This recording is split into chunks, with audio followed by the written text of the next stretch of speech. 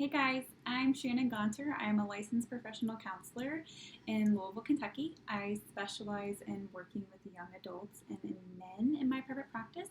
But since there's only one of me and lots of you, I figured I would turn a lot of my blogs into videos. So for those of you that hate reading, like me, you can enjoy them as well. So today I am going to talk about the 7 things that counseling should and shouldn't be. Let's dive right into it. So, number 1, you should not expect this appointment to be like the typical medical physician's checkup that you go to maybe once a year for your annual.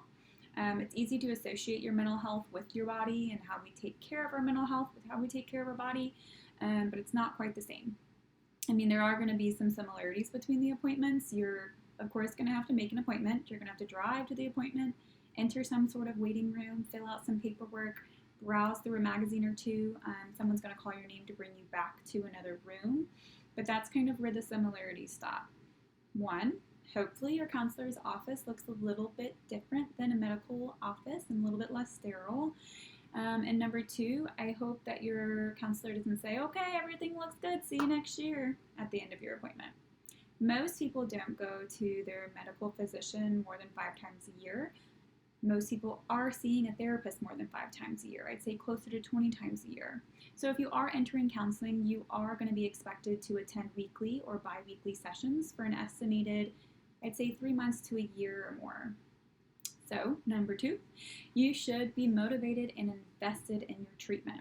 So, one of the most important things you should expect is to be motivated and invested in your counseling process.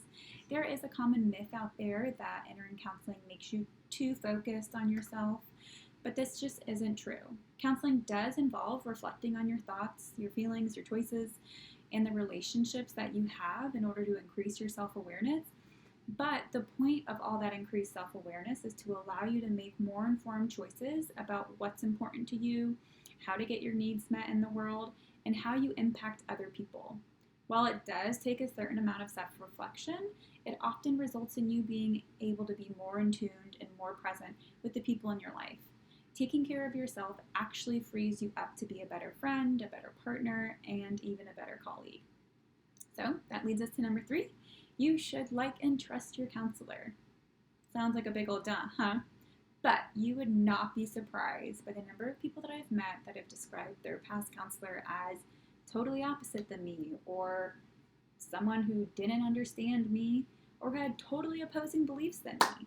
Suggestion to the masses: do your research prior to entering counseling, please.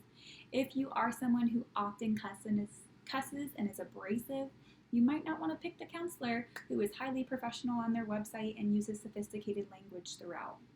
Pick someone who is more in line with your personality and wants for your future. And even if you do your research beforehand and you figure out that you really aren't vibing with your counselor after a few sessions, that's okay. Let your counselor know this, and who knows, there might be something that he or she can do to make you feel more comfortable, but maybe there isn't. But the good thing to note is that there are thousands of human helpers in your city, and that your counselor would be happy to provide you with a referral to a better fitting therapist. Okay? Number 4, you should not expect this process to be easy. Unfortunately, there is no magic pill, and counselors don't have wands that we wave around and solve all your problems, because trust me, if we did, we'd be waving them around like crazy and we'd be happily out of jobs. But counselors really won't tell you to go home and rest, ice, and compress and elevate to heal your broken heart after a breakup, or to assist in your grieving process after the loss of a loved one. But they are going to tell you to keep coming back to counseling, and that this process is going to assist you in feeling more connected, more capable of dealing with your challenges, and even more empowered to make decisions and follow through on plans that reflect this new sense of self and purpose that you've found. Okay? Number 5, you should experience some feelings of discomfort during a counseling process. So, as in the case with most things in life, there are both benefits and risks while participating in counseling. And counseling may improve your ability to relate with others, provide a clearer understanding of yourself, maybe your values and your goals, and it often helps relieve stress pretty quickly. But along with those benefits, counseling will also involve discussing the unpleasant parts of your life, and you may experience uncomfortable feelings during these moments. But remember that using the awareness of one's pain can aid the healing process and result in better relationships with yourself and with others. Okay, we're nearing the end, but number 6, you should not expect your counselor to fix all your problems. The goal of counseling is not to come in and have someone else fix your problems. Counselors are here to help you identify those concerns and to set new goals for yourself. So in therapy, you will solve problems by working collaboratively with your counselor to explore your feelings, your thoughts, your behaviors. But in doing so, you can also explore all your options and make a decision as to how to best achieve your goals. So in the end, you know yourself the best, therefore you are going to be the best one to fix your problems.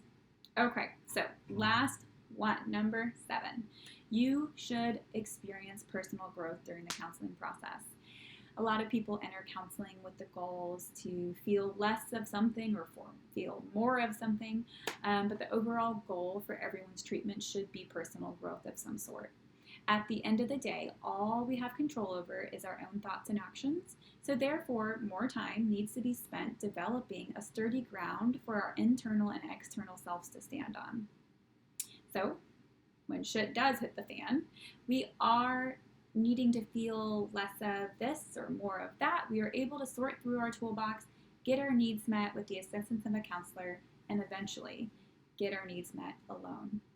Okay, so that's it for today. Thank you for listening. If you want to learn more about me or my practice, you can do so at www.therapybyshannon.com. I'm also on Instagram and on Facebook. If that's more up your alley, it's at Therapy by Shannon. Okay, thanks.